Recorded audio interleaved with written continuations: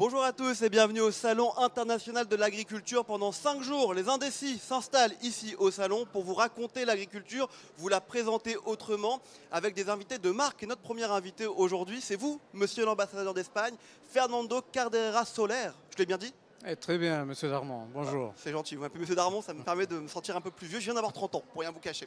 En tout cas, bienvenue ici au Salon de l'agriculture. C'est la première fois que vous venez vous-même au Salon de l'agriculture ou pas ?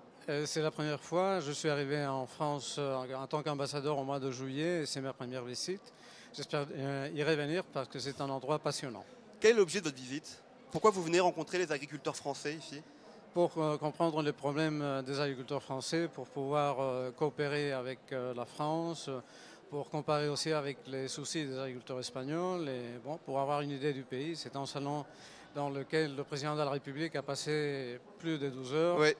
Le Premier ministre va venir 3 fois, alors l'ambassadeur allez d'Espagne doit venir aussi. Vous allez revenir ou pas ? Ou c'est une seule journée ? Si j'ai la possibilité, oui.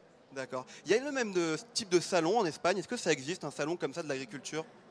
Ça a existé il y a longtemps, mais ça n'existe plus tel que cette foire aujourd'hui. Il y a des salons spécialisés à Madrid et à Barcelone, mais un salon tel que celui-ci, à mon avis, ça n'existe plus.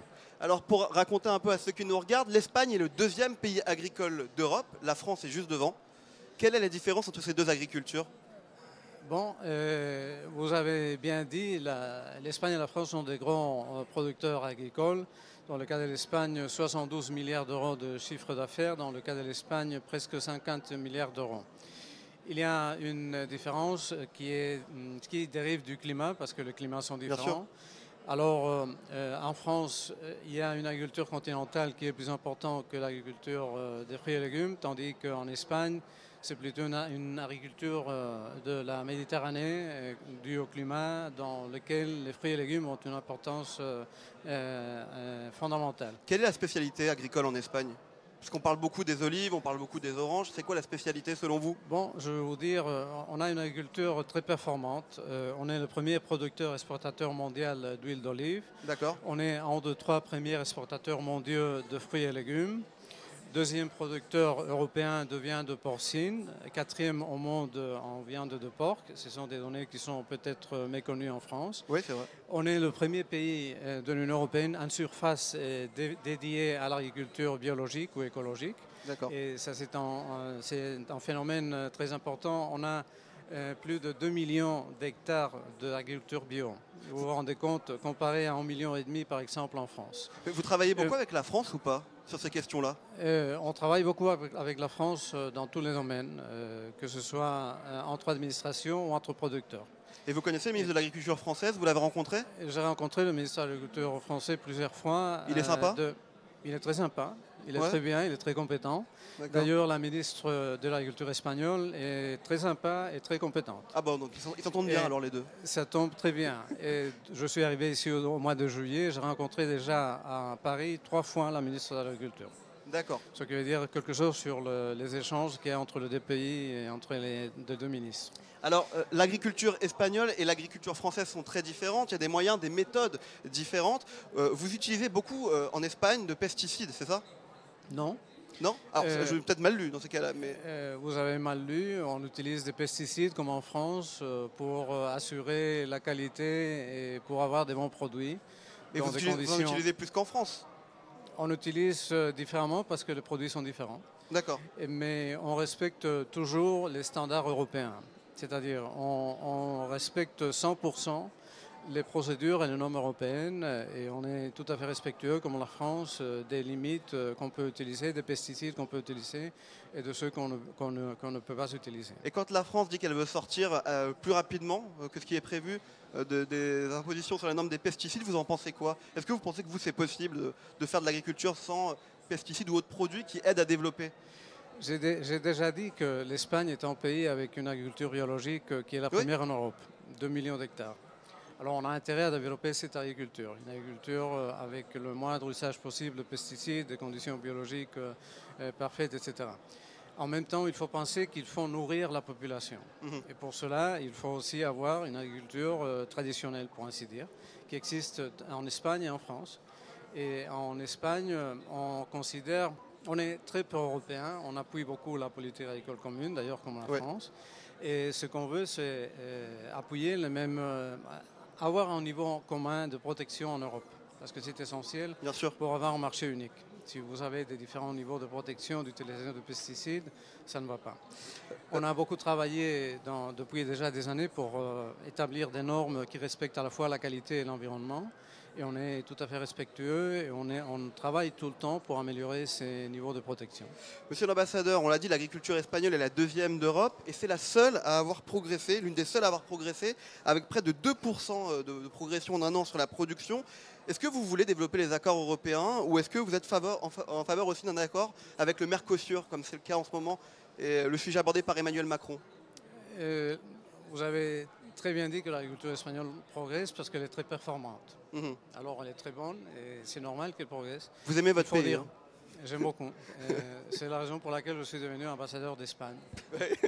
Et j'ai la chance d'être devenu ambassadeur d'Espagne en France.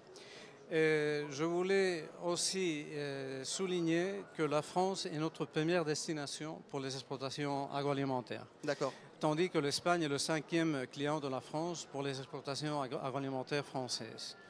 On a des intérêts communs, on a des agricultures complémentaires et on est prêt à développer le commerce tout le temps, y compris en Union européenne et en dehors de l'Union européenne. C'est la raison pour laquelle on appuie des accords avec des pays tiers pour essayer de libéraliser les échanges, pour avoir des conditions d'accès au marché qui sont plus favorables. Mais sur le Mercosur, principalement, c'est le grand débat en ce moment. Est-ce que vous êtes pour, en Espagne, un développement d'accord avec ces pays-là? Le Mercosur, c'est les pays d'Amérique du Sud. On est très pour un accord avec le Mercosur parce qu'on doit tenir compte que c'est un accord global qui comprend pas seulement l'agriculture, mais aussi les industries, les services, etc. Mais vous ne craignez pas une concurrence déloyale pour les petits agriculteurs? Il y en a beaucoup en Espagne, des petits agriculteurs. Bien sûr. Vous ne craignez pas une concurrence déloyale si on fait des accords qui favorisent ces pays-là? Non, parce que les accords sont faits avec des règles. Il faut respecter ces règles. D'accord. Et les règles sont là pour éviter cette compétence aux concurrences déloyales. Alors, on est pour un accord avec le Mercosur. C'est vrai qu'il y a des secteurs sensibles comme la viande bovine, mais on peut toujours trouver des formules qui puissent apaiser les esprits, apaiser les craintes des producteurs de viande bovine en France et en Espagne, parce qu'en Espagne, ils sont aussi affectés par cette libéralisation. Fernando en somme, on est pour négocier un accord avec le Mercosur. Vous êtes pour les accords et développer des accords avec ces pays-là? Oui. Très bien. Fernando Carderera Soler, l'ambassadeur d'Espagne, est notre invité. On va passer au que oui, que non, monsieur l'ambassadeur. On va le faire en espagnol. Que si, que no. Donc je vous pose des questions, vous me répondez que si ou que no. Est-ce que la viande française est meilleure que la viande espagnole? Que non. Elles sont à égalité, ce sont des viandes de grande qualité, alors c'est une question très facile. D'accord. Donc que non quand même, donc c'est très facile, c'est pas la même qualité. Donc est-ce que vous regardez YouTube? Que si. Vous regardez quoi sur YouTube en général? Bon, je regarde tout, des informations sur l'Espagne, des informations sur la France, parfois des chansons, par exemple, j'aime le cinéma, oui. Je regarde les annonces pour le cinéma. D'accord. Est-ce qu'il est sympa, le roi d'Espagne? Que si, beaucoup. Vous l'avez déjà rencontré? Je l'ai rencontré, auparavant j'étais en Israël, je l'ai rencontré une fois en Israël lorsqu'il a fait une visite. Et il est très sympa, il est un roi incroyable, il est le meilleur roi européen et le meilleur roi qu'on pourra désirer. Ça va lui faire plaisir parce qu'il nous regarde souvent sur les Indécis. Est-ce que vous regardez L'amour est dans le pré? Vous connaissez cette émission? Que non. Que non? Que non. Bon, Karine Le Marchand ne va pas être contente. Est-ce que vous connaissiez Johnny Hallyday? Que si. Vous aimez bien? Pardon? Vous aimiez bien Johnny Hallyday? Vous aimez bien? Que si. Et je peux même vous raconter une anecdote. J'étais aux funérailles de Johnny Hallyday. D'accord. À la Madeleine. D'accord. C'était très émouvant, très spécial. Je peux pas vous demander de chanter une petite chanson de Johnny Hallyday? Que non. Non, d'accord. Est-ce qu'il est sympa, le président Macron? Il est cool ou pas? Que si. Vous l'avez déjà rencontré? Je l'ai rencontré, j'ai parlé avec lui seulement une fois lors de la présentation des lettres de créance, c'était une dizaine de minutes, mais je ne dois pas juger s'il est sympa ou il n'est pas sympa. Il est très intelligent, très performant, et il aime l'Espagne, il a des très bons rapports avec l'Espagne, il a une grande amitié avec notre pays et c'est une chose qui est très importante pour moi. Que si, que no, est-ce que vous êtes pour la corrida, monsieur l'ambassadeur? Ah, c'est moins sympa. Si, je vais vous dire, que si comme culture, comme spectacle culturel, comme tradition culturelle si vous voulez, Ouais, mais je n'ai jamais assisté à une corrida moi-même. d'accord. Mais quand même, je considère que c'est un phénomène qu'on doit préserver du point de vue culturel, historique. Il y a, bon, on ne peut pas comprendre une partie de la peinture de Goya ou de Picasso sans les corridas, par exemple. Pour Et term- s'il n'y aurait pas de corridas, les taureaux ne seraient plus élevés, les taureaux sauvages. D'accord. Bon. Alors ça disparaîtrait. Et Pour- je ne sais pas si ça va être politiquement correct. Peut-être ma conseillère de Peut-être pas, presse ouais. ne va pas Chacun être son avis. très heureux. Dernier question, Keno. Est-ce que vous avez déjà été indécis dans votre vie? Qu'est-ce que Kessi, c'est? vous avez Mais- toujours voté tout le temps? J'ai tout le temps voté et normalement je n'hésite pas quand on vote, mais j'ai hésité beaucoup et si vous n'hésitez pas, je crois que vous n'êtes pas intelligent. Il faut toujours hésiter. Pour terminer cette interview, merci beaucoup d'être venu nous voir, monsieur l'ambassadeur. Je vais me permettre de vous tutoyer si vous acceptez. Je peux Bien t'appeler sûr. Fernando? Bien sûr, Alex. Ah, c'est gentil. Alors Fernando, dans quelques jours, là, il y a un match de foot que tout le monde attend, que toute la planète attend. Tu habites à Paris maintenant. Real de Madrid, Paris Saint-Germain, enfin PSG, Real de Madrid, match retour. Bon, qu'est-ce qui va gagner selon toi? Ah, ça c'est trop facile, Real Madrid. Mais non, c'est pas trop facile. C'est pas trop facile du tout. Tu dois poser autre question parce que ça c'est vraiment très facile. Non, mais ça, Ah, mais Cette question ne compte pas. alors le pronostic de l'ambassadeur d'Espagne en France, combien va faire le Real de Madrid à Paris? Ah, ça c'est plus difficile. Disons 2-1 pour le Real Madrid. Ah ouais, très objectif, très optimiste quoi. Très optimiste, je suis normalement optimiste.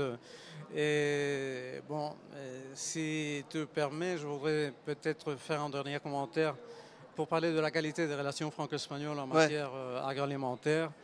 Il y a une coopération extraordinaire entre administrations et entre producteurs. Il y a ce qu'on appelle les comités mixtes de producteurs, dans lesquels on parle des problèmes des secteurs, de la filière, et on peut toujours apprendre des expériences mutuelles. Par exemple, en France, on pourrait apprendre de systèmes d'assurance agricole en Espagne, tandis que nous pourrions apprendre sur les interprofessionnels et les points stratégiques. Donc tu veux nous dire qu'en fait, il faut favoriser les accords européens et qu'il faut développer la politique agricole commune. Voilà. C'est pas un frein l'Europe au niveau agricole. Pas du tout.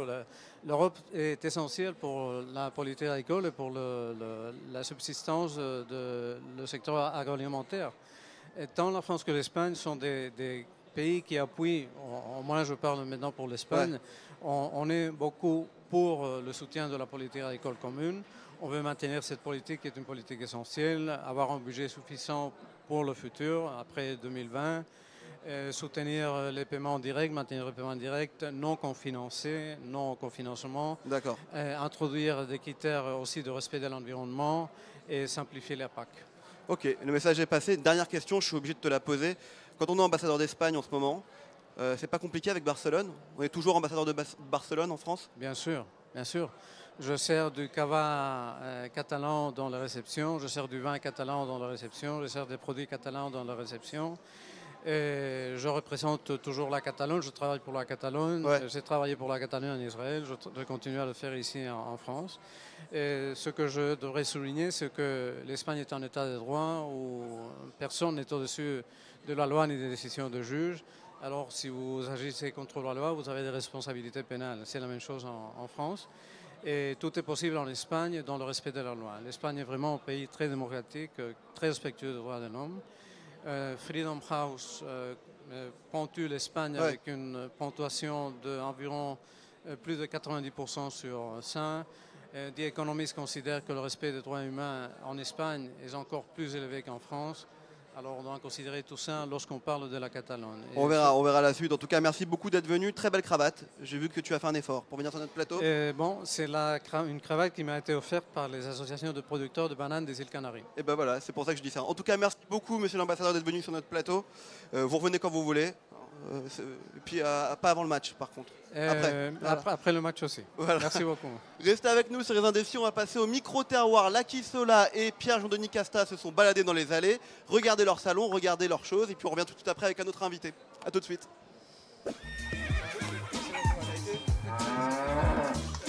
Bienvenue